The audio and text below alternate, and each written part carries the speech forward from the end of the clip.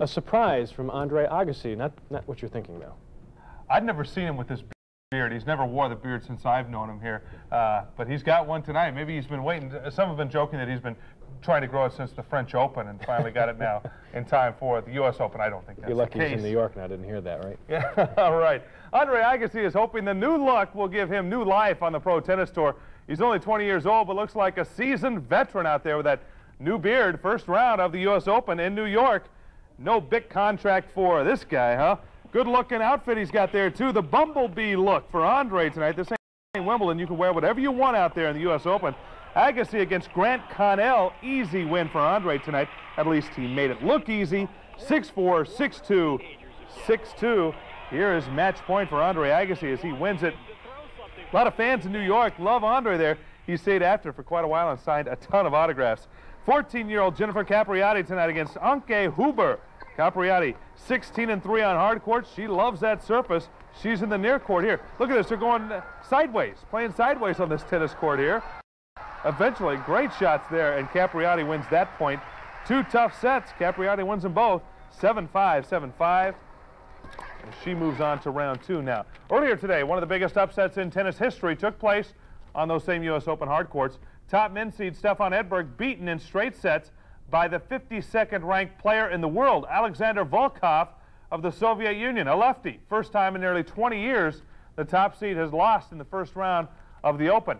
And at baseball, the Oakland A's magic continues tonight. The A's fell behind 2-1 to Kansas City in the ninth inning, but in the bottom of the ninth, the Athletics get two guys on, and Terry Steinbach singles, a two-run single. Ricky Henderson scored the winning run, 3-2.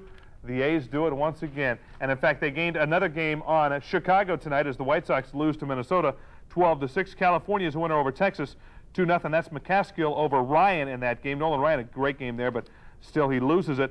Boston beats Cleveland 6-5, and you see Milwaukee over Toronto 6-2. So the Red Sox now lead by a whopping 6 games in the East. Seattle over Detroit, a 2-run home run by Hernandez. What's his first name?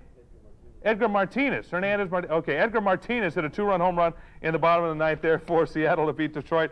And let's see, New York over Baltimore, 11-3. Cubs and Astros. The game doesn't mean anything on the standings, but a milestone for Rhino. Ryan Sandberg of the Cubs. First time in Major League history a second baseman has hit back-to-back 30 home run seasons. Can you spell MVP for Rhino? He's going to get it this year. Later in the game, Bill Gullickson of the Astros hits Luis Salazar. No fight here. Gullickson, look how quick he has gone. Out of the game in a hurry.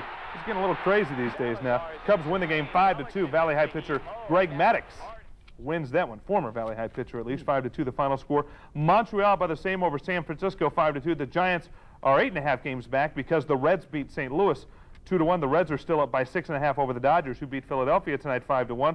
Atlanta is a winner over Pittsburgh 9-0, and New York beat San Diego 4-0.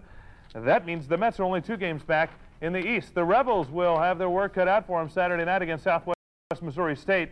The Bears are coming off a 7-3 season, and the Rebels, well, with them, nobody's really quite sure yet how they're going to play.